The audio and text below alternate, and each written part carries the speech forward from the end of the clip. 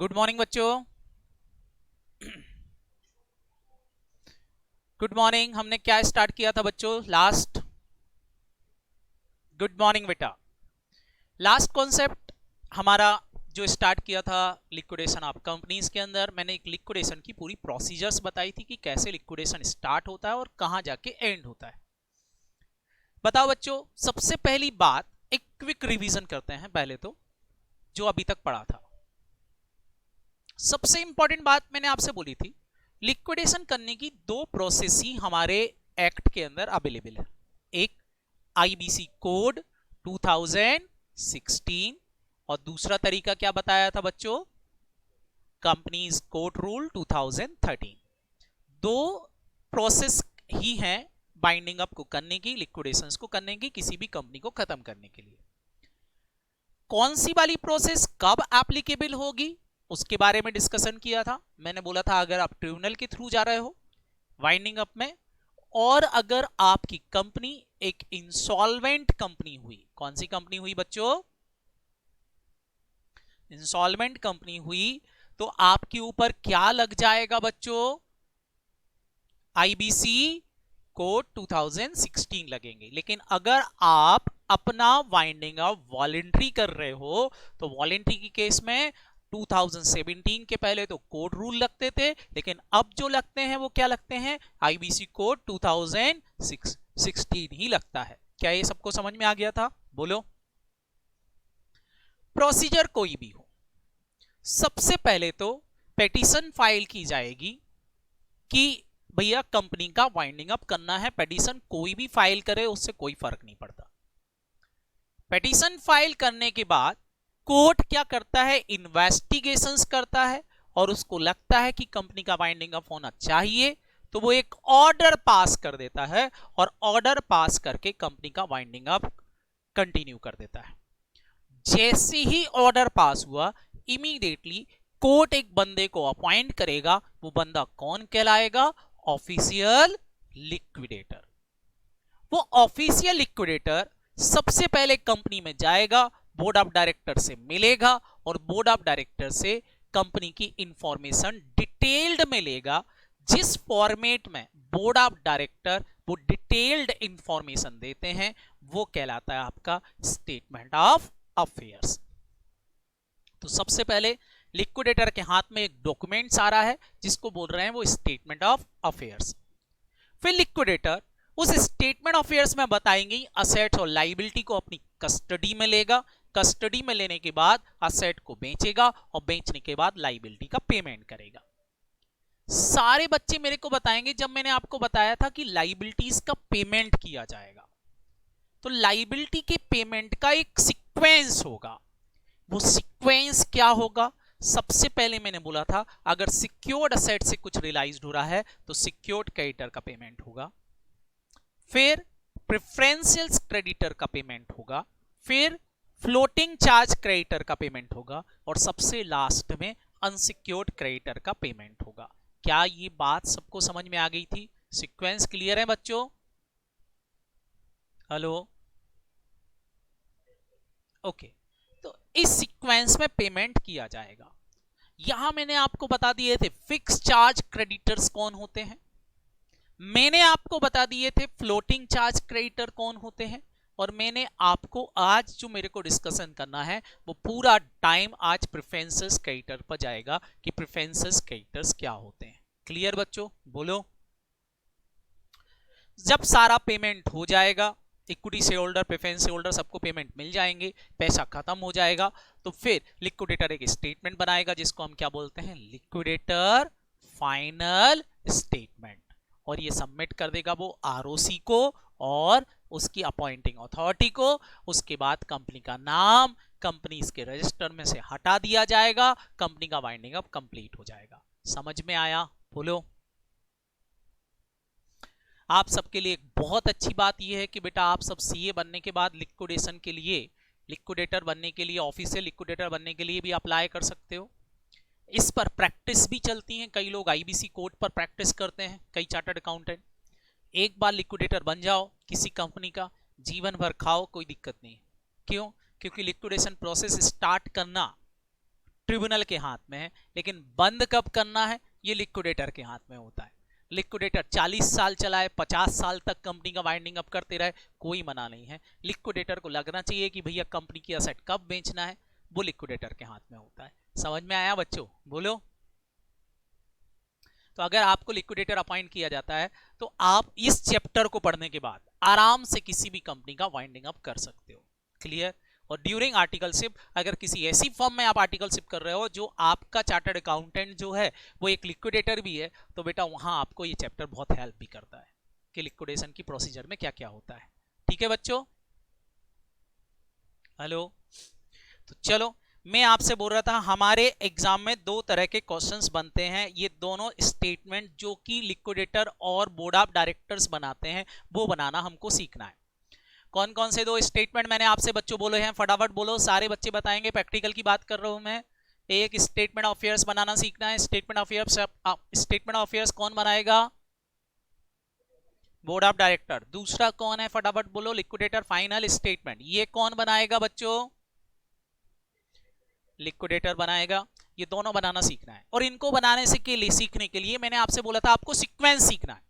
Sequence मतलब payment किसका पहले किया जाएगा। तो पेमेंट सबसे पहले किया जाएगा किसका? सिक्योर्ड क्रेडिटर का, फिर प्रेफरेंसेस क्रेडिटर का, फिर फ्लोटिंग चार्ज क्रेडिटर का, फिर अनसिक्योर्ड क्रेडिटर का, फिर प्रेफरेंस शेयर होल्डर का, और सबसे लास्ट में लाइन में कौन होता है? Equity share holder. लेकिन मैंने बोला था ये पेमेंट स्टार्ट हो उससे पहले ही कुछ पेमेंट हो जाते हैं। वो पेमेंट कौन कौन से हैं? लीगल चार्जेस और लिक्विडेशन एक्सपेंसेस के। क्या ये बात सबको क्लियर हो गई थी? बोलो।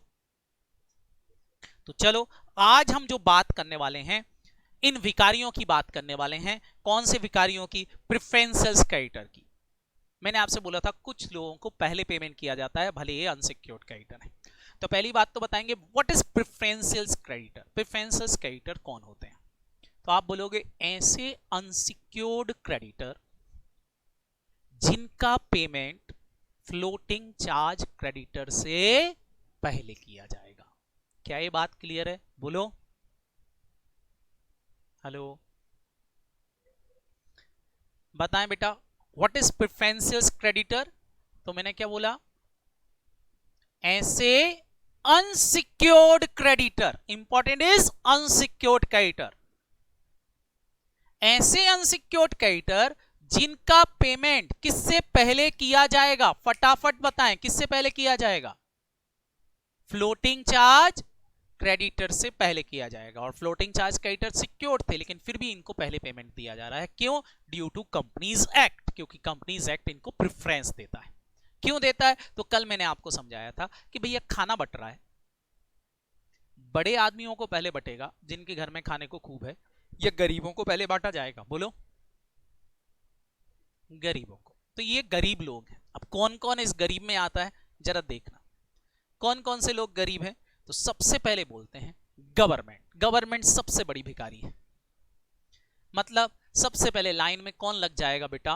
मोदी जी आके लग जाएंगे। और मोदी जी बोलेंगे सबसे पहले जो भी कंपनी में टैक्स एक्स बनते हैं ना वो हमको दे दो। अगर टैक्स दोगे तो हम पैसा खर्च करेंगे इंडिया के ऊपर। तो सबसे पहले प्रेफरेंशियल्स में किसने अपने आप को सिक्योर्ड कर लिया? फटाफट बोलो। सबसे पहले तो सिक्योर्ड किसने कर लिया? गवर्नमेंट ने। गवर्नमेंट बोलती बाकी सब जाओ तेल लेने, पहले पेमेंट मेरे को मिलना चाहिए। लेकिन गवर्नमेंट के कौन से ड्यूज? तो बोलते हैं टैक्सेस एंड ड्यूटीज। तो हेडिंग डालेंगे government taxes and duties are preferential creditor. ये प्रेफरेंशियल क्रेडिटर माने जाएंगे, इनका पेमेंट पहले किया जाएगा। ध्यान रखना, only taxes and duties. Sir कितने टैक्सेस एंड ड्यूटीज? सारे के सारे? तो बोलते नहीं, due preceding 12 month from the date of winding up. Date of winding up से प्रीसीडिंग 12 मंथ में जितने टैक्सेस एंड ड्यूटीज ड्यू हुए हैं बस वो ही प्रेफरेंशियल्स होंगे, बाकी प्रेफरेंशियल्स नहीं होंगे। मतलब जैसे कंपनी का वाइंडिंग अप का ऑर्डर पास हुआ, तो जिस दिन वाइंडिंग अप का ऑर्डर पास हुआ वहां से देखा जाएगा प्रीसीडिंग 12 मंथ। प्रीसीडिंग 12 मंथ पिछले 12 महीने। प्रीसीडिंग 12 मंथ में, इन पिछले 12 महीनों में जितने टैक्सेस एंड ड्यूटीज ड्यू हुए होंगे बस वो वाले ही प्रेफरेंसेस होंगे। अगर कोई टैक्सेस एंड ड्यूटीज 12 महीने से पहले का है, 12 मंथ से पहले का है, क्या ये बात समझ में आई? तो वो प्रेफरेंसेस नहीं होगा। क्या ये बात क्लियर है? बोलो हेलो। बता रहा हूं, पहले इतना बताएं समझ में आया कि नहीं। कौन से वाले लेना है बोलो, कौन से लेना है? प्रीसीडिंग 12 मंथ वाले, उसके पहले वाले नहीं लेना है। समझ में आया? अब पूछ रहा है नमन इसका रीजन क्या है। हालांकि रीजन बताने की जरूरत नहीं है, एक्ट में ऐसा लिखा है, लेकिन फिर भी मैं बता देता हूं ऐसा एक्ट में क्यों लिखा गया। बेटा 12 महीने से पहले का है तो गवर्नमेंट चाहती तो पहले ही रिकवर कर लेती। वो गवर्नमेंट रिकवर नहीं कर रही है, इसका मतलब उसको जरूरत नहीं थी, उसकी कोई इज्जत ही नहीं थी। बोलो, अगर 12 महीने से पहले का है और तुम पहले ही ले लेते अगर उसको, तो अभी तक कोई दिक्कत ही नहीं आती। तुम वसूल नहीं पाए, तुम्हारी गलती है। बोलो, तो फिर ठीक है बाद में लेना। जब तुमको उस समय जरूरत नहीं थी तो आप क्यों आगे आगे रहो खड़े होके, उसी समय वसूल लेते।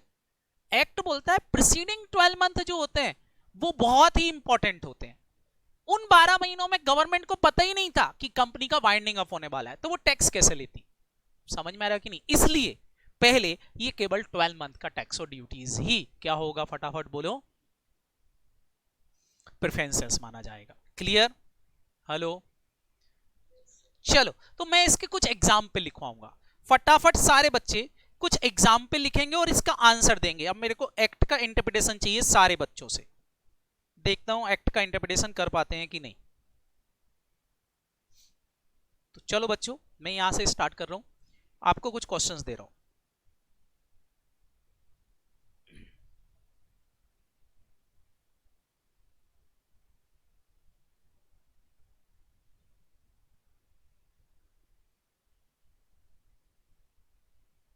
प्रेफरेंसेस पेमेंट में सबसे पहले मैंने आपको बोला है गवर्नमेंट ड्यूज में taxes and duties.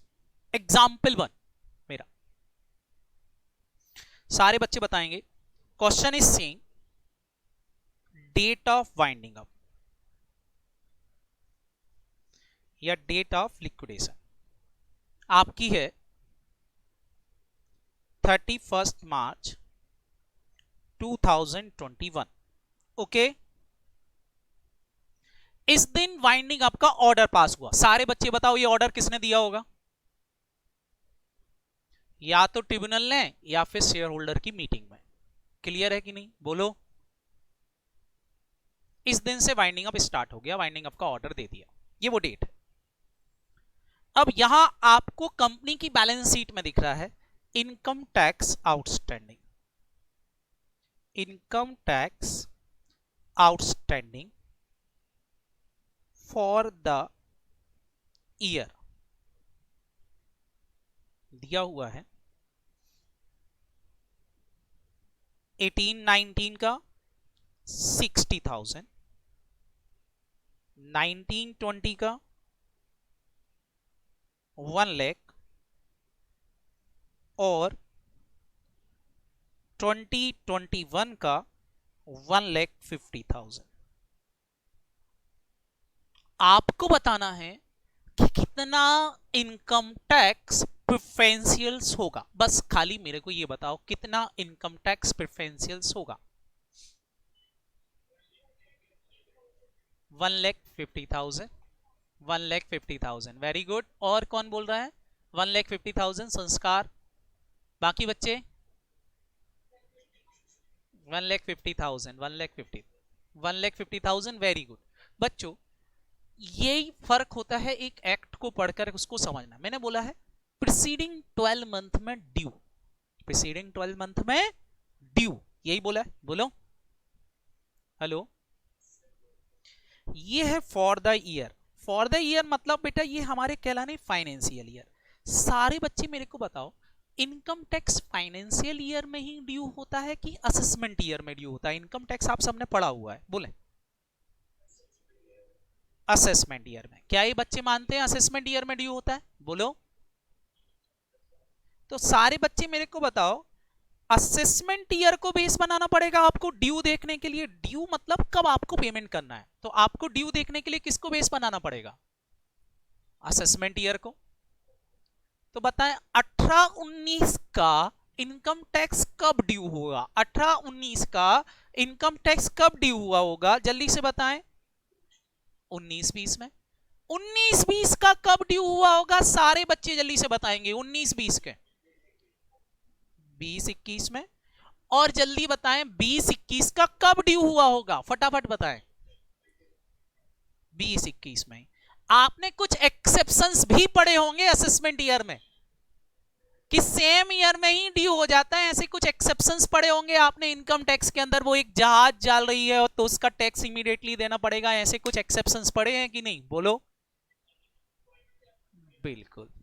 Dissolution of partnership, उसमें बेटा एक एक्सेप्शन ये भी था कि अगर कंपनी पलाश बेटा आपके यहां से आवाज आ रही है, अगर कंपनी का वाइंडिंग अप हो रहा है तो उसका टैक्स सेम ईयर में ही क्या हो जाएगा, बोलो, ड्यू हो जाएगा। तो बच्चों मेरे को बताओ विद इन 12 मंथ में कितना टैक्स ड्यू हो गया, जल्दी से बताएं। कितना टैक्स विद इन ड्यू हो रहा है, ध्यान रखें कितना टैक्स ड्यू हो गया, दैट अमाउंट। तो बताओ बच्चों प्रेफरेंशियल क्रेडिटर में कितना आएगा, अगर मैं पूछूं तो बताओ बेटा। That is your preferential creditor, ये आपके प्रेफरेंशियल क्रेडिटर कहलाएंगे। कितना कहलाने प्रेफरेंशियल क्रेडिटर, बोलो। क्या ये बात समझ में आई, बोलो। That is your preferential creditor. कितने रुपए कहलाने, फटाफट बोलो। 2,50,000। तो मोदी जी लाइन में 2 बार लगेंगे। एक बार कितने के लिए लगेंगे, फटाफट बोलो। 2,50,000 के लिए बोलेंगे लाओ लाओ पहले मेरे को इतना तो दे ही दो।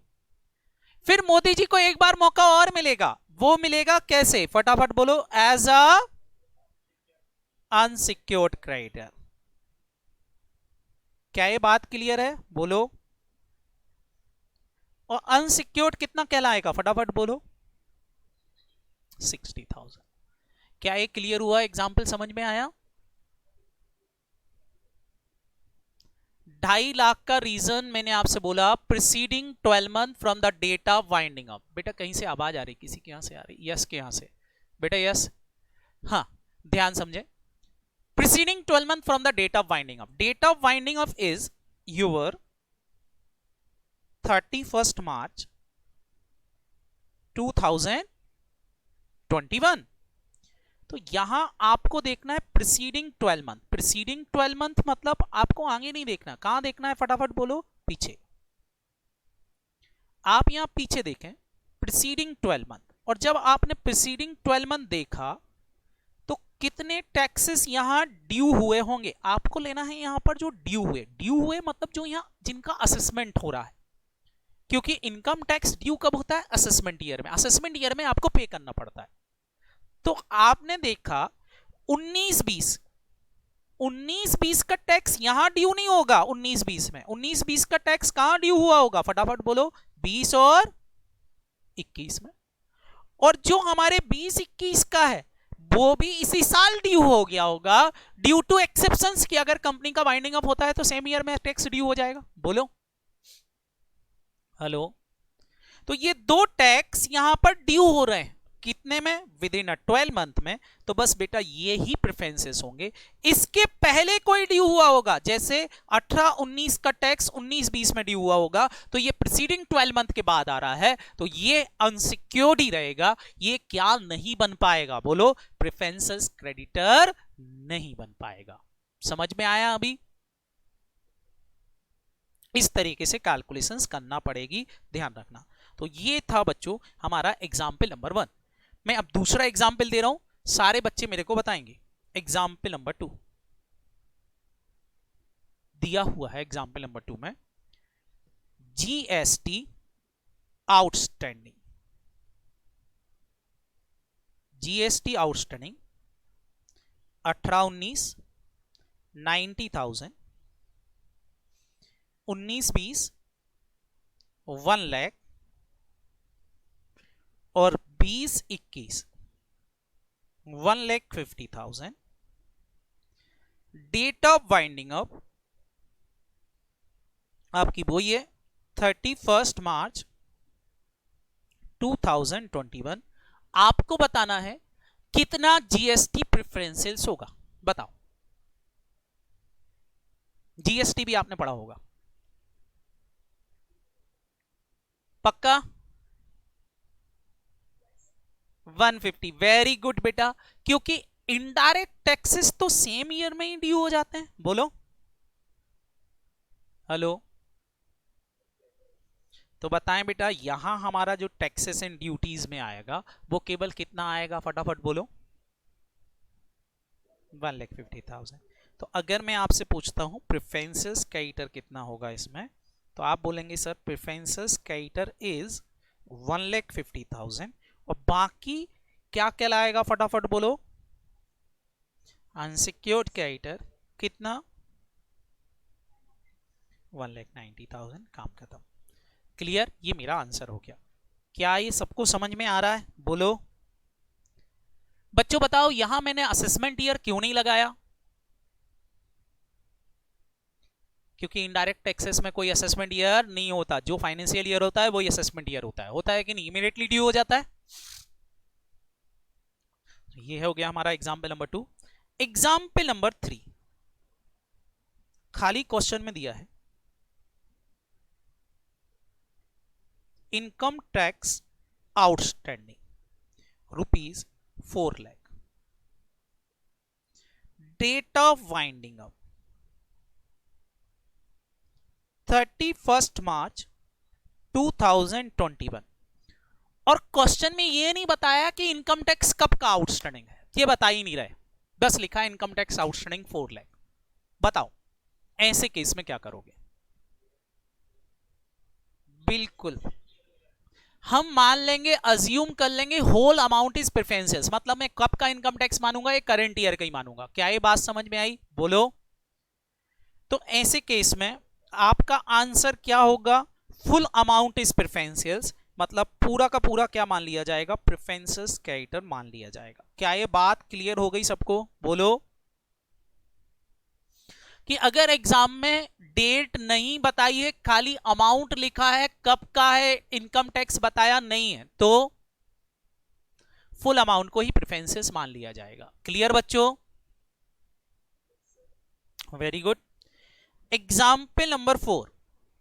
एग्जाम्पल नंबर 4 दिया हुआ है एमपीईबी. एमपीईबी समझते हो कि नहीं, Madhya Pradesh electricity board. Bill outstanding for the year 18-19 1 lakh, 19-20 1,50,000, 20-21 1,80,000. Date of winding up 31 March 2021. बताएं बच्चों व्हाट अमाउंट इज प्रेफरेंसेस, कितना प्रेफरेंसेस होगा.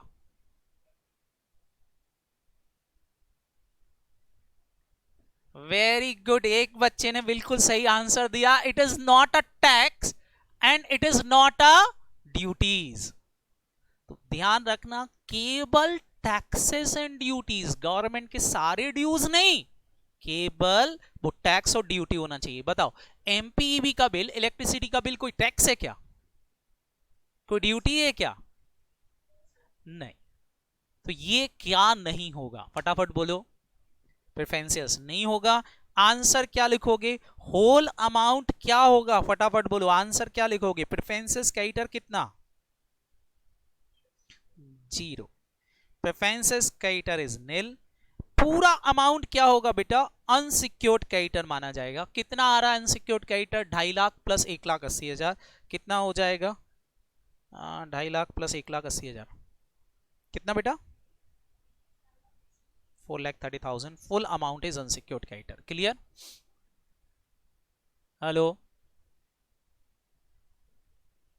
बच्चों, समझ पा रहे हो कि नहीं. It is very easy. तो full amount is unsecured creditor. जी कुछ डाउट पूछ रहा था कोई, बोले। वो भी उसमें जुड़ जाएगी, बस आते वो पार्ट हो किसका, टैक्स और ड्यूटीज का। समझ में आया? और बताएंगे एग्जाम्पल नंबर 5, एक और example number 5, rent rate and taxes outstanding दिया है।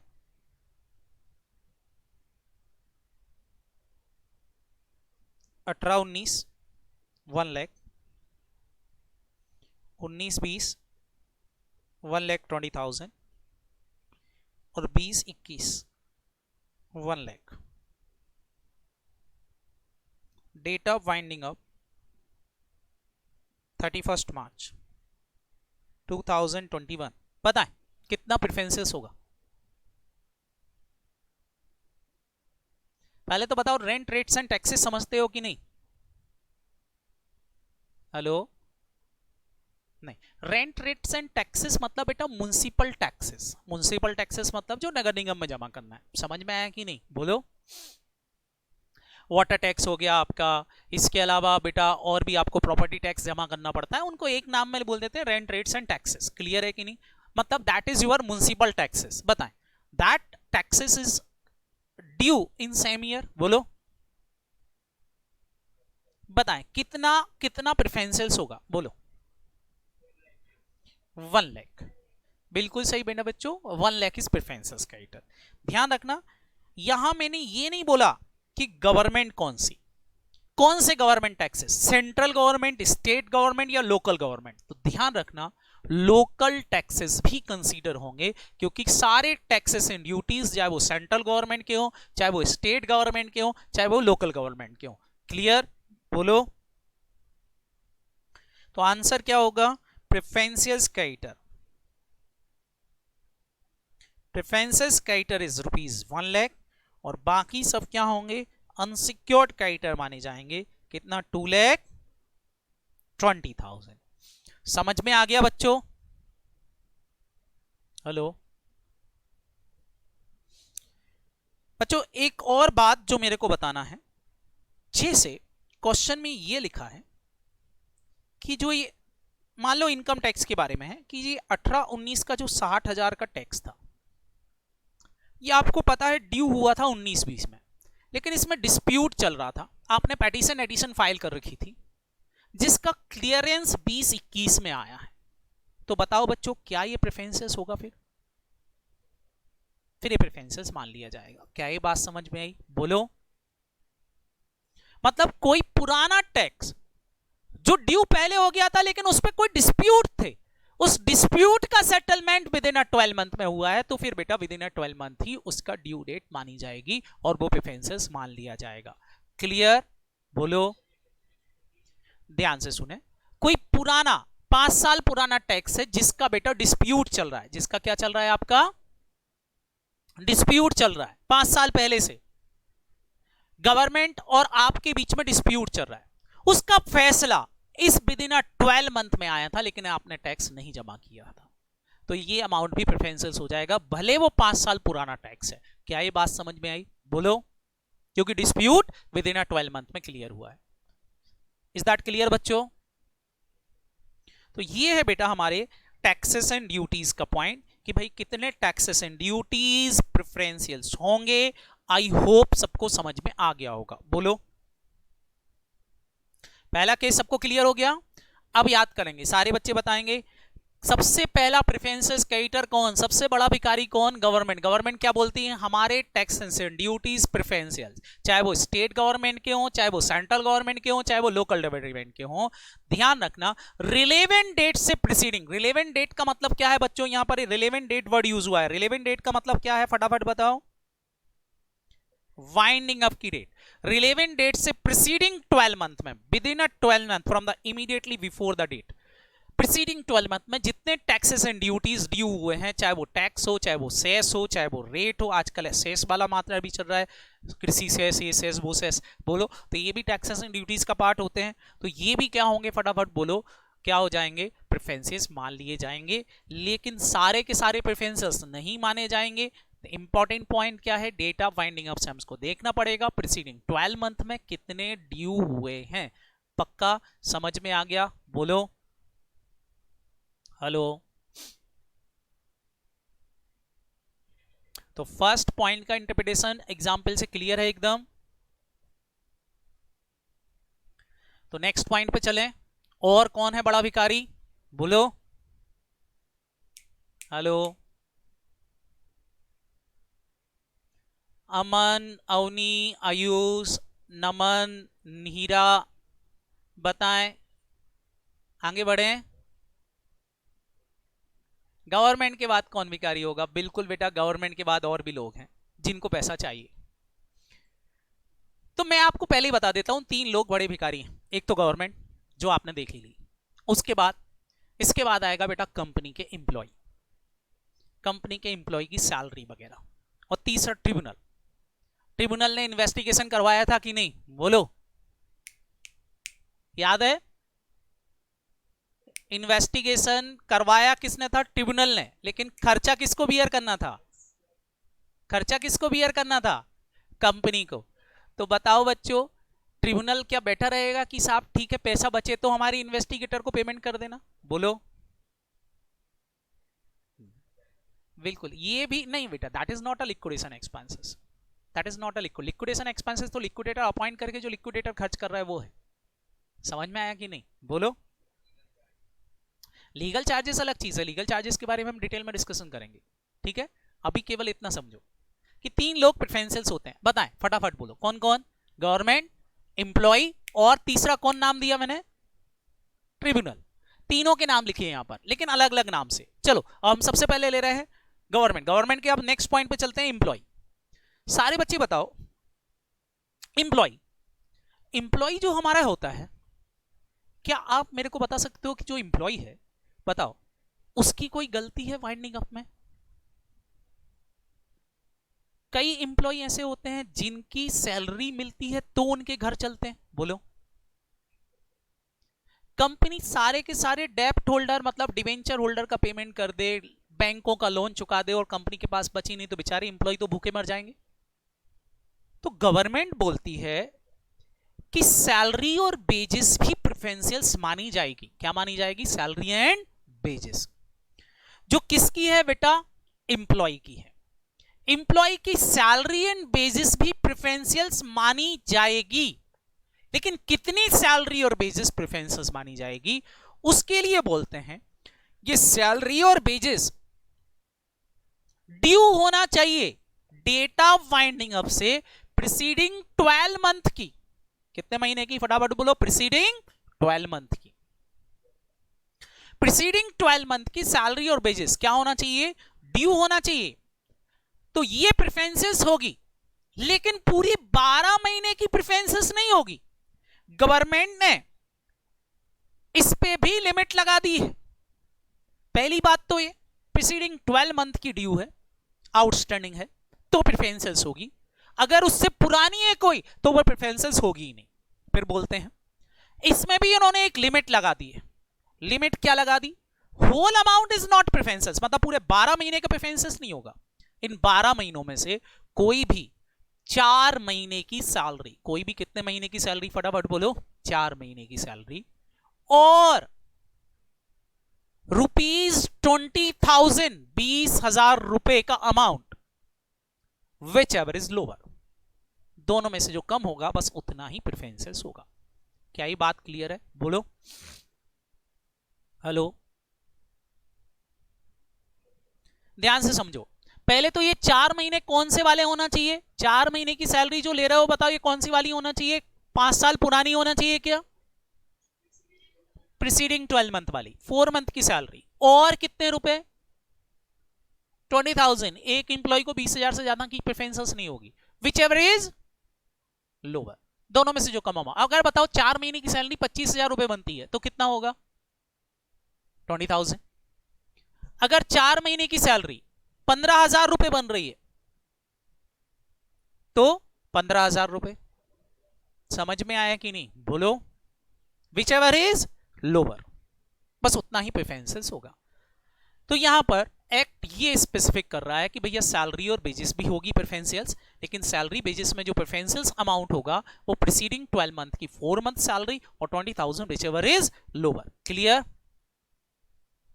इसको एग्जाम्पल से समझते हैं। हमारे एग्जाम में क्वेश्चन जो आएंगे सैलरी और बेसिस को लेकर के, तो सारे बच्चे यहां पर सैलरी और बेसिस के लिए देखेंगे पॉइंट। ठीक है बच्चों, आंसर्स देंगे मेरे को। मैं एग्जाम्पल ले रहा हूं, हेडिंग डालेंगे एग्जाम्पल सैलरी और बेसिस का।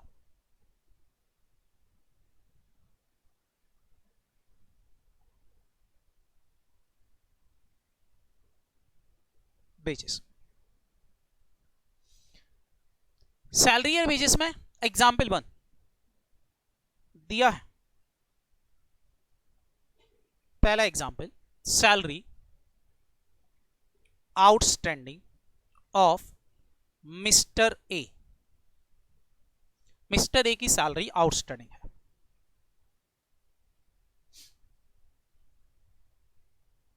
Six month salary outstanding ₹36,000। बताएं कितना प्रेफरेंसेस होगा? आंसर आया 20,000। सही है क्या? बिल्कुल। आप बताएं, सबसे पहले आप इस 36,000 में क्या कैलकुलेट करोगे? प्रेफरेंसेस कैटर करोगे कि नहीं बोलो? कैसे निकालोगे preferences cater? Very good.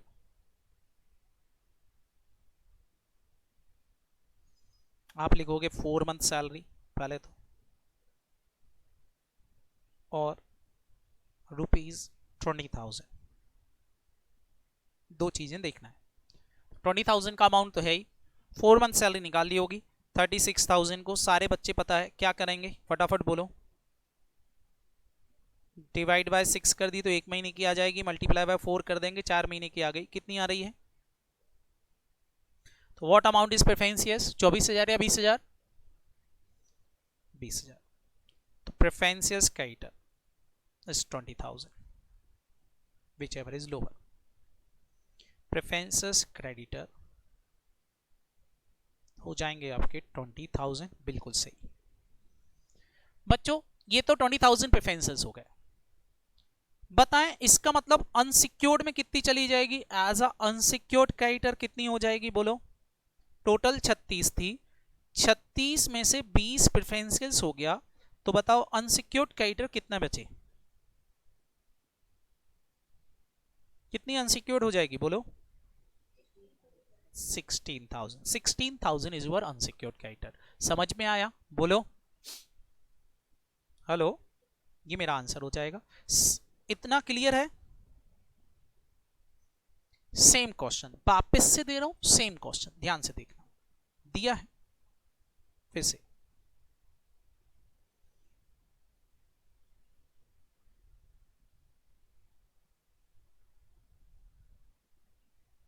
Example 2, salary outstanding of mister A and mister B 36,000। What amount is preferentials? What amount is preferentials? Naman Singh 36,000, बाकी बच्चे 36,000। आंसर रॉन्ग बेटा, 36,000 नहीं होगा, 24,000 होगा। बिल्कुल सही, क्योंकि बेटा 6 महीने की सैलरी तो प्रेफरेंसेस हो ही नहीं सकती ना बच्चे। कितनी प्रेफरेंसेस हो सकती है? Maximum 4 month. तो बच्चों बताओ यहां क्या लिखोगे आप? 4 मंथ सैलरी। तो आपने 4 मंथ सैलरी निकाली, तो 4 मंथ सैलरी पहले हम निकाल रहे हैं प्रेफरेंसेस कैरेक्टर, है ना।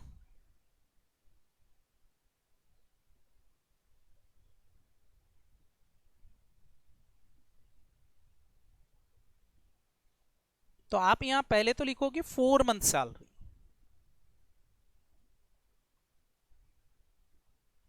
और ये आपने निकाल दी 4 मंथ सैलरी कितनी आ रही है 24,000। ये तो सही है, वापस से निकाल के बताऊं कि समझ में आ गया? आ गया बोलो।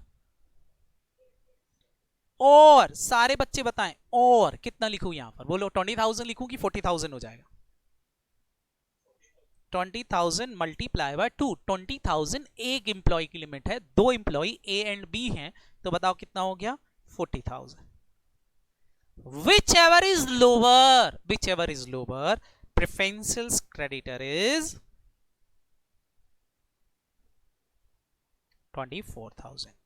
सारे बच्चों को समझ में आ गया कि नहीं बोलो? तो अनसिक्योर्ड क्रेडिटर कितने कहलाएंगे बताओ? अनसिक्योर्ड क्रेडिटर कितने कहलाएंगे? 36,000 में से 24,000 आपका प्रेफरेंशियल्स हो गया है, तो कितना बचा? 12,000 इज योर अनसिक्योर्ड क्रेडिटर। समझ में आ गया? आई होप अब लिमिट आप समझ पा रहे होंगे। बताओ 4 मंथ सैलरी और 20,000 की जो लिमिट है वो एक एम्प्लॉय की नहीं है, वो कितने एम्प्लॉय की है? पर एम्प्लॉय। अभी 6 महीने की सैलरी दोनों की मिला के दे रखी है, 6 महीने की सैलरी और ए बी को मिला, एक एम्प्लॉय की थोड़ी ना 6 महीने की दे रखी, ये दोनों की मिला के दे रखी 36,000। तो आपने क्या कर दिया? 4 महीने की सैलरी अलग कर ली, 20,000 के हिसाब से लिमिट हो जाएगी 40,000। तो विच एवर इज लोअर, अगर आप देखें 24,000 आ रहा है आंसर। क्लियर बच्चों बोलो? हेलो। एग्जाम्पल 3 हमारे क्वेश्चन में दिया है आउटस्टैंडिंग सैलरी ₹4 लाख।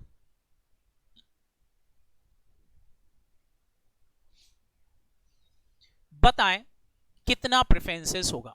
क्वेश्चन में कुछ नहीं लिखा कि कितने महीने की है, कितने एम्प्लॉय की है, कुछ भी नहीं दिया। अब अजम्पशन बेस्ड क्वेश्चन, सारे बच्चे बताएं। अजम्पशन बेस्ड क्वेश्चन है, क्वेश्चन में कुछ नहीं लिखा, कितने एम्प्लॉय हैं, कितने कितने एम्प्लॉय की सैलरी है, कौन से महीने की है, बोलो कितनी? एक आंसर 20,000 आया, एक 4 लाख आया, बताओ मैं क्या ले लूं? क्या आप अजम्पशन ये ले रहे हो कि कंपनी में एक ही एम्प्लॉय काम करता होगा? बताओ बच्चों। अगर नहीं बेटा, अगर आउटस्टैंडिंग सैलरी आ रही है तो आप ऐसा मान ही सकते कि एक एम्प्लॉय को दिया होगा, बाकी सबको नहीं दी होगी सैलरी। बेटा कंपनी का वाइंडिंग अप हो रहा है तो मान के चलना सबको नहीं मिली होगी या फिर सबको मिल गई होगी, बोलो।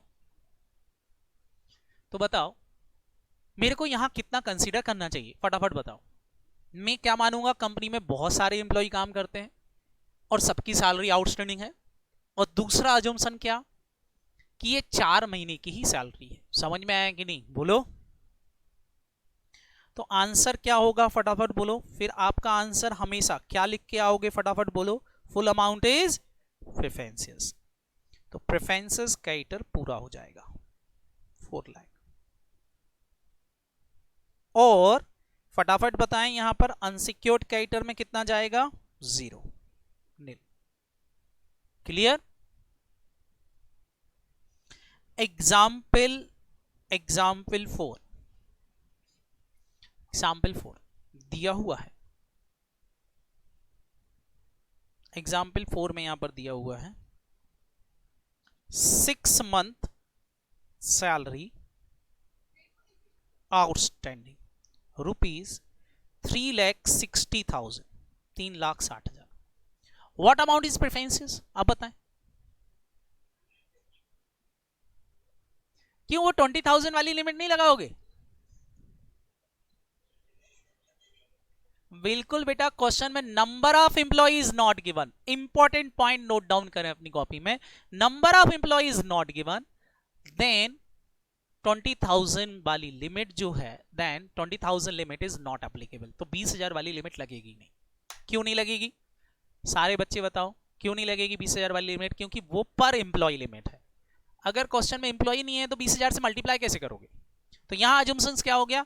मेरे बहुत सारे एम्प्लॉय हैं, ये बहुत सारे एम्प्लॉय की सैलरी है, तो इसमें से केवल हम कौन सी वाली ही कंसीडर करेंगे? फटाफट बोलो। 4 मंथ। तो आंसर क्या हो जाएगा? प्रेफरेंशियल क्रेडिटर में आएगी 4 मंथ सैलरी। 4 मंथ सैलरी मतलब कितना? 2,40,000। और बाकी कहां चली जाएगी? अनसिक्योर्ड क्रेडिटर में। कितने रुपए अनसिक्योर्ड क्रेडिटर में चले जाएंगे? 80,000। अच्छा, 1,20,000। ओके, समझ में आ गया बच्चों? इस तरीके से कैलकुलेशंस करना पड़ेगी। तो 20,000 की लिमिट बच्चों तभी लगाओ जब क्वेश्चन में number of employee is given. ठीक है? हेलो, एग्जाम्पल 5 दिया है। Managing director salary outstanding ₹30,000। What amount is preferentials? बिल्कुल सही क्वेश्चन पूछा। क्या इसको एम्प्लॉय माना जाएगा? बताओ बच्चों, आपने डेफिनेशन पढ़ रखी है एम्प्लॉय की डेफिनेशन? नहीं बेटा, it is not a employee. ये एम्प्लॉय नहीं होते हैं, it is a decision maker. इन्हीं गधों के कारण तो कंपनी वाइंडिंग अप में चली गई, और इन्हीं को पहले पैसा दिलवाएगा क्या एक्ट? बोलो। तो हेडिंग में लिख लें, managing director not an employee. चूंकि मैनेजिंग डायरेक्टर एम्प्लॉय नहीं है, इसलिए पूरा 30,000 क्या मान लिया जाएगा? फटाफट बोलो, अनसिक्योर्ड क्रेडिटर्स मान लिया जाएगा। समझ में आया? बोलो। तो मैनेजिंग डायरेक्टर, डायरेक्टर का रिम्यूनरेशन, डायरेक्टर का कमीशन, मैनेजिंग डायरेक्टर ही नहीं, होल टाइम डायरेक्टर कोई भी हो जिसका रिम्यूनरेशन है, कमीशन है, कुछ भी है, पूरा का पूरा क्या माना जाएगा? अनसिक्योर्ड माना जाएगा। क्योंकि इन नालायकों के कारण ही हमारी कंपनी का क्या हो गया है? फटाफट बोलो बच्चों, वाइंडिंग अप हो गया है। तो ये अमाउंट प्रेफरेंसेस नहीं माना। जी बेटा, सारे केएमपी का ऐसे ही होगा। क्लियर? बोलो। हेलो, जो एम्प्लॉय की कैटेगरी में नहीं आते, ध्यान रखना। लेकिन अगर इसकी जगह एग्जाम्पल 4 लिखा होता, चार्टर्ड अकाउंटेंट सीए या फिर सीएस क्या सैलरी आउटस्टैंडिंग है ₹40,000, तो बताओ फिर कितना प्रेफरेंसेस हो जाता? फटाफट बोलो, सीए या सीएस का? बोलो। बिल्कुल। तो सही, सीए बेटा मेरा एम्प्लॉय हो सकता है कि नहीं? बोलो। हो सकता है। इंटरनल ऑडिटर हो सकता है, क्योंकि सैलरी लिखा है मतलब इंटरनल ऑडिटर कहलाना। बोलो। तो फिर यहां प्रेफरेंशियल्स आता, कितना आता प्रेफरेंशियल्स क्रेडिटर? बोलो। और अनसिक्योर्ड क्रेडिटर कितना होता? 20,000। ये 20,000 की लिमिट क्यों लगा दी? क्योंकि एक ही बंदा है। समझ में आया कि नहीं? बोलो। बिल्कुल। एग्जाम्पल नंबर 5 दिया होता, मान लो चार्टर्ड अकाउंटेंट की फीस आउटस्टैंडिंग है ₹90,000। अब बताओ, अगर फीस लिखी है तो बताओ फीस किसको दी जाती है? एम्प्लॉय को दी जाती है कि आउटसाइडर को दी जाती है? बताएं। आउटसाइड। एम्प्लॉय को तो सैलरी और वेजेस दी जाती है। तो बताओ बच्चों, फिर ये 90,000 एम्प्लॉय नहीं कहलाएगा सीए। फिर बताओ बेटा, ये कहां चली जाएगी? बोलो। Unsecured creditor. समझ में आया? तो इंपॉर्टेंट है, एम्प्लॉय एम्प्लॉयर रिलेशनशिप होना चाहिए। बताओ बच्चों, अगर किसी कंपनी के अंदर आप एज अ ट्रेनी कोई काम कर रहे हो, एज अ ट्रेनी, आपका एम्प्लॉय एम्प्लॉयर का कॉन्ट्रैक्ट नहीं है, एज अ ट्रेनी आप वहां सीखने के लिए कोई काम कर रहे हो और आपको कोई स्टाइफंड वगैरह मिलता है, बताओ क्या ये प्रेफरेंसेस होगा?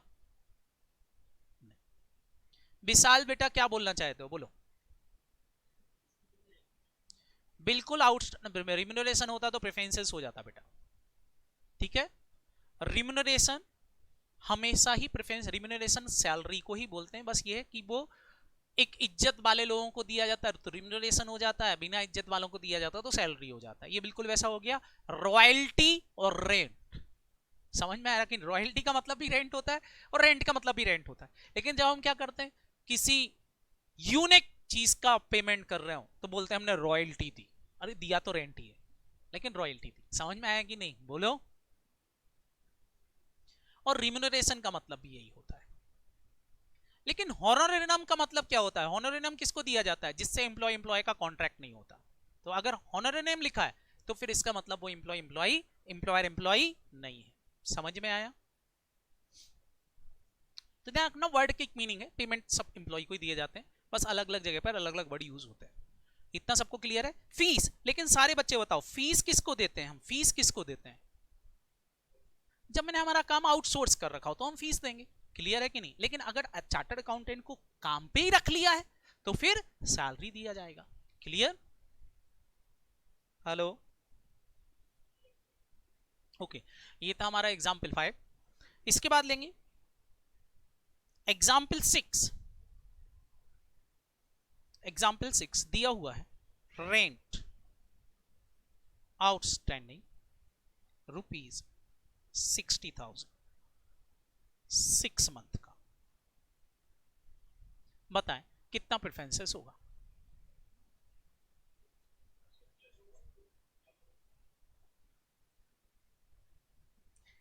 अनसिक्योर्ड। अब कई बच्चे क्या करते बेटा, रेंट लिखा है 6 महीने लिखे हैं, 4 महीने मतलब हर चीज होगी 4 महीने उनके लिए। नहीं, आपको केवल क्या लेना है, फटाफट बोलो, सैलरी। समझ में आ गया? बोलो। तो एग्जाम में इस तरह के क्वेश्चंस पूछे जाते हैं। अब जैसे एग्जाम का क्वेश्चन में ले रहा हूं, एग्जाम में क्वेश्चन आया, एग्जाम में क्वेश्चन आया 6 एम्प्लॉय सैलरी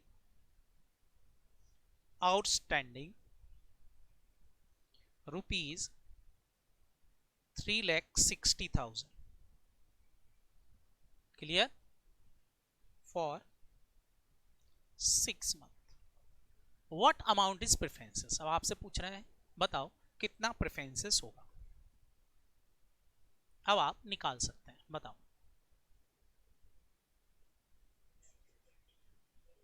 वन, बिल्कुल सही बच्चों। क्या किया आपने? अब पहले तो बताओ क्या दोनों लिमिट लग जाएंगी हमारी? बोलो। क्योंकि नंबर ऑफ एम्प्लॉय भी गिवन है, मंथ भी गिवन है, तो दोनों लिमिट लग जाएंगी। क्लियर है कि नहीं? सारे बच्चे बताओ अगर ये मंथ गिवन नहीं होते तो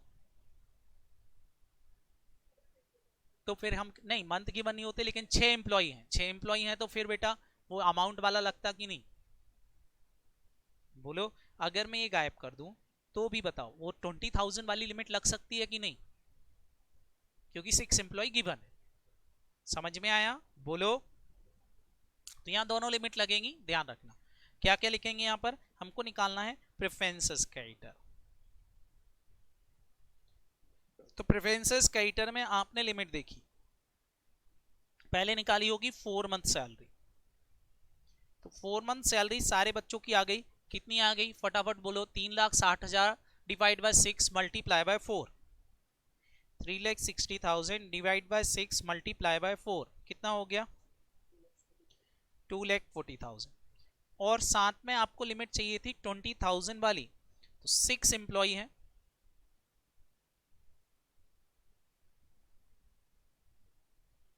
मल्टीप्लाई कर दिया होगा आपने 20,000 पर एम्प्लॉय से, तो लिमिट हो गई कितनी? 1,20,000। Which ever is lower, answer बिल्कुल सही था आपका बेटा, प्रेफरेंसेस क्रेडिटर में आ जाएगा 1,20,000। 1,20,000 प्रेफरेंशियल्स है, बाकी पूरी की पूरी अनसिक्योर्ड हो जाएगी। तो अनसिक्योर्ड में कितना चला जाएगा बोलो? 2,40,000 इज यूर अनसिक्योर्ड क्रेडिटर। काम खत्म। करते बनेगा।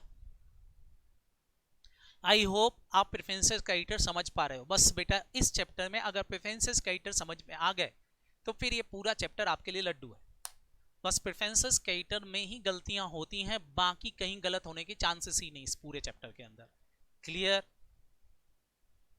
हेलो। ये था बच्चों हमारा क्या, प्रेफरेंसेस क्रेडिटर से रिलेटेड पॉइंट। सेकंड, अब बताएं बच्चों, अभी तक मिला के 2 लोग प्रेफरेंसेस आपने मान लिए हैं, सारे बच्चे बताएंगे पहला प्रेफरेंसेस क्रेडिटर कौन था? Taxes and duties preceding 12 month from the date of winding up. दूसरा क्या है? Salary and wages preceding 12 month from the date of winding up, but 4 month salary or 20,000 whichever is lower. ठीक है बच्चों, बिल्कुल बेटा, आपको ये नोट्स पीडीएफ भेज दिए जाएंगे, चिंता करने की जरूरत नहीं है, मैं आपको नोट्स भेज दूंगा, ठीक है। हेलो, ओके, तो चलें, ये था हमारा क्या, सैलरी और वेजेस से रिलेटेड पॉइंट। अब बताएं बच्चों, क्या ये पॉइंट सबको समझ में आ गया जो एक्ट के अंदर लिखा है? तो दो चीजें हमारी प्रेफरेंसेस कैरेक्टर हो गई। सर और कौन प्रेफरेंसेस कैरेक्टर आएगा? बेटा एम्प्लॉय के ही कुछ चीजें और, एम्प्लॉय की कुछ चीजें और। तो ये तो प्रेफरेंसेस कैरेक्टर्स हो गए, लेकिन ये अच्छा एक और एग्जांपल में लिखवाना भूल गया, लिखा होता 4 साल पुरानी सैलरी आउटस्टैंडिंग है तो अनसिक्योर्ड ही रहती, क्योंकि वो 12 महीने के अंदर की 4 महीने वाली होना चाहिए। क्लियर है कि 12 महीने से पुरानी कोई सैलरी आउटस्टैंडिंग है तो वो प्रेफरेंशियल्स नहीं होगी। क्लियर बच्चों? तो ये था हमारा क्या, प्रेफरेंसेस कैरेक्टर से रिलेटेड बात है। चलो आगे बढ़ते हैं, अब जरा नेक्स्ट पॉइंट पे चलते हैं। और कौन प्रेफरेंसेस होगा? बेटा एम्प्लॉय की बात कर रहे हैं, बोल रहे हैं एम्प्लॉय का हॉलीडे रिम्यूनरेशन। एम्प्लॉय का कौन सा रिम्यूनरेशन बेटा? हॉलीडे रिम्यूनरेशन, जिसको आपने इनकम टैक्स के अंदर लीव इन कैशमेंट पढ़ा होगा। लीव इन कैशमेंट याद है? लीव इन कैशमेंट, छुट्टी के दिन का वेतन। बोलो, लीव इन कैशमेंट, छुट्टी के दिन। बेचारे एम्प्लॉय ने छुट्टी के दिन आके भी काम किया। बताओ बच्चों कितना रिम्यूनरेशन उसका प्रेफरेंसेस होना चाहिए? तो एक्ट बोलता होल रिम्यूनरेशन इज प्रेफरेंसेस, सारा का सारा रिम्यूनरेशन प्रेफरेंसेस माना जाएगा। तो ऐसा क्यों? बेटा एक्ट भी बहुत अच्छे से समझता है कि कम से कम छुट्टी के दिन बेचारे ने काम किया तो उसका पेमेंट तो करो, उसने तो कंपनी को वाइंडिंग अप करने से बचाया, तो कम से कम उसका तो पेमेंट करो। क्लियर है कि नहीं? बोलो, नहीं तो उसकी घरवाली मारती उसको कि छुट्टी के दिन संडे को जाता कहां था तू, पेमेंट तो लाया ही नहीं कुछ। क्लियर है कि नहीं? गवर्नमेंट भी बहुत अच्छे से जानती, तो उसने सोचा घरवाली से लोगों को बचाने के लिए एक काम करो, हॉलीडे रिम्यूनरेशन पूरा प्रेफरेंसेस कर दो, मतलब कंपनी का वाइंडिंग अप भी हो जाए तो भी लीव इन कैशमेंट जितना आपका बन रहा होगा वो आपको फुल अमाउंट मिलेगा। समझ में आ रहा कि नहीं? No limit, no time limit, कोई टाइम लिमिट भी नहीं है कि 12 महीने पुराना है कि 13 महीने बनाना है कि कैसा है। ध्यान रखना, लो लिमिट, ना तो कोई अमाउंट की लिमिट है और ना ही कोई पीरियड की लिमिट है, full amount is preferences. Clear? बोलो। तो एग्जाम में अगर मिलता है आपको holiday remuneration outstanding before the winding up, winding up से पहले 5 साल पुराना आउटस्टैंडिंग है, तो बताओ क्या करोगे? फटाफट बोलो। Full 6 month holiday remuneration outstanding है, क्या करोगे? पूरा। यहां कोई 20,000 4 महीने वाली लिमिट नहीं लगेगी, फुल अमाउंट इज प्रेफरेंसेस। पढ़े बोल रहे हैं all accrued holiday remuneration become payable to any employee in the case of his death or any other person claiming under him on the termination of the employment before or by the winding up of the order in case may be dissolution of the company। बोल रहे हैं पूरा amount होगा, चाहे खुद employ लेने आए, चाहे उस एम्प्लॉय का कोई रिप्रेजेंटेटिव लेने आए, कोई भी लेने आएगा, आपको पेमेंट पूरा का पूरा प्रेफरेंशियल्स मानना पड़ेगा। क्लियर बच्चों? तो ये भी एम्प्लॉय के खाते में गया, तो ये भी प्रेफरेंसेस होगा।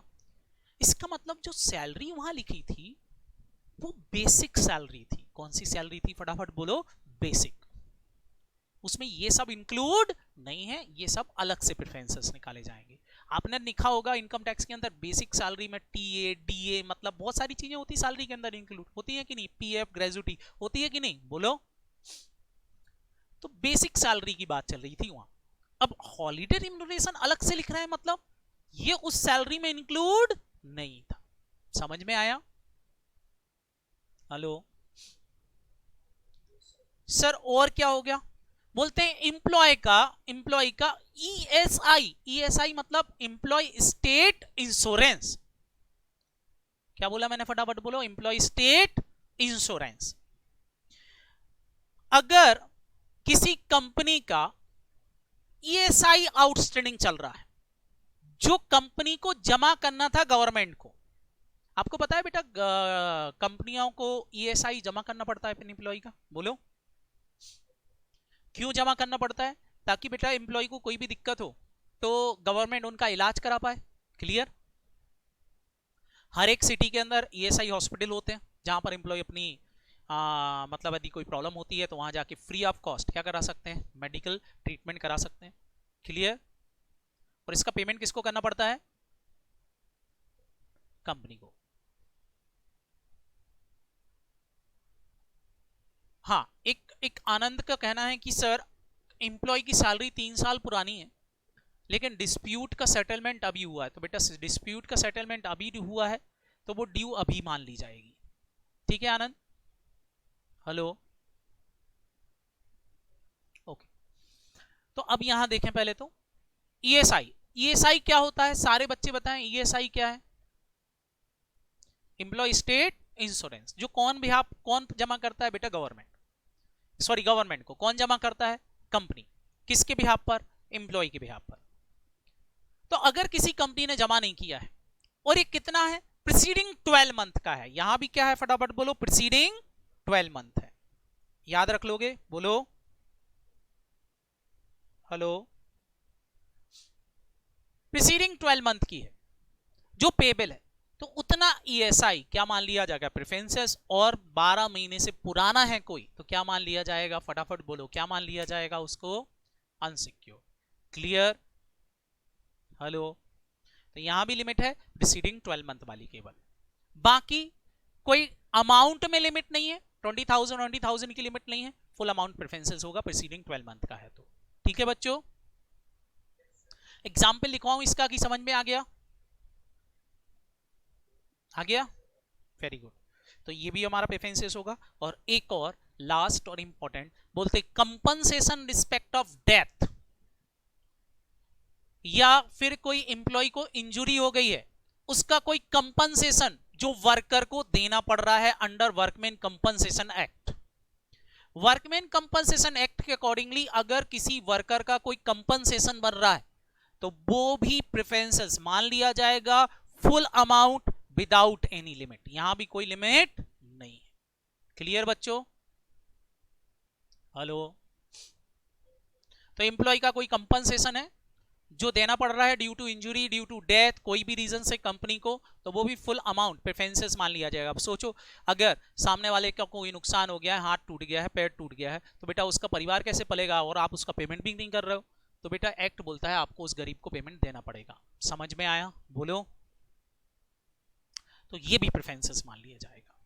तो ये हो गए बच्चों हमारे कितने? 5। सारे बच्चे बताएं इसमें से ये तीनों चीजें तो एम्प्लॉय की हो गई। बोलो। कोई लिमिट नहीं बेटा। ठीक है? जहां मैं कोई लिमिट नहीं बता रहा हूं मतलब नो लिमिट। हॉलिडे रिम्यूनरेशन में नो लिमिट, कंपनसेशन में नो लिमिट। क्लियर? बोलो। कोई अमाउंट की लिमिट नहीं, कोई, full amount is preferences. Okay बच्चों? तो अब बच्चों बताओ कितना प्रेफरेंसेस हो गया हमारे? 5 चीजें। पहली चीज बताओ कौन सा? गवर्नमेंट टैक्सेस एंड ड्यूटीज जो गवर्नमेंट को मिल रहे थे, और गवर्नमेंट का ईएसआई। देखो गवर्नमेंट को ईएसआई भी देना है कि नहीं? दोनों चीजें किसकी हैं? गवर्नमेंट की। एम्प्लॉय के बिहाफ पर ईएसआई मिलता तो गवर्नमेंट को है ना? बोलो। तो गवर्नमेंट ने अपनी जगह पे क्या लिखा है? प्रीसीडिंग 12 मंथ लिखा है कि नहीं? बोलो। हेलो? फिर सैलरी और वेजेस जो एम्प्लॉय को देना है, सैलरी और वेजेस में कितनी सैलरी और वेजेस? प्रीसीडिंग 12 मंथ की कोई भी 4 मंथ की सैलरी और 20,000 विच एवर इज लोअर। किन दो चीजों में लिमिट ही नहीं है? हॉलिडे रिम्यूनरेशन में कोई लिमिट नहीं, कंपनसेशन जो एम्प्लॉय को दे रहे हो उसमें भी कोई लिमिट नहीं है। ठीक है बच्चों? लेकिन जितना वर्कमैन कंपनसेशन एक्ट में बोला है, वर्कमैन कंपनसेशन एक्ट ने बोला 10 लाख रुपए, तो 10 लाख। अगर आप 12 लाख रुपए आउटस्टैंडिंग है लेकिन वर्कमैन कंपनसेशन एक्ट के हिसाब से 10 लाख बनता है तो केवल 10 लाख रुपए। समझ में आया? बोलो। ये ध्यान रखना। लास्ट एक और आदमी बच गया। कौन? फटाफट बोलो। एक और आदमी कौन बच गया है? ट्रिब्यूनल। एक और है एम्प्लॉय का पीएफ ग्रेजुटी। पीएफ ग्रेजुटी में भी कोई लिमिट नहीं है, पूरा का पूरा पीएफ, पूरी पूरी ग्रेजुटी, बुढ़ापे का सहारा एम्प्लॉय का पूरा क्या माना जाएगा? फटाफट बोलो। प्रेफरेंशियल्स माना जाएगा। यहां भी कोई लिमिट नहीं है, ना ही कोई टाइम लिमिट है, ना कुछ है। तो ये भी क्या होगा? प्रेफरेंशियल्स माना जाएगा। तो बताओ एम्प्लॉय की 3 चीजें हो गई, salary, wages, holiday remuneration, compensation, और लास्ट वन इज क्या, पीएफ और ग्रेजुटी। क्लियर है बच्चों?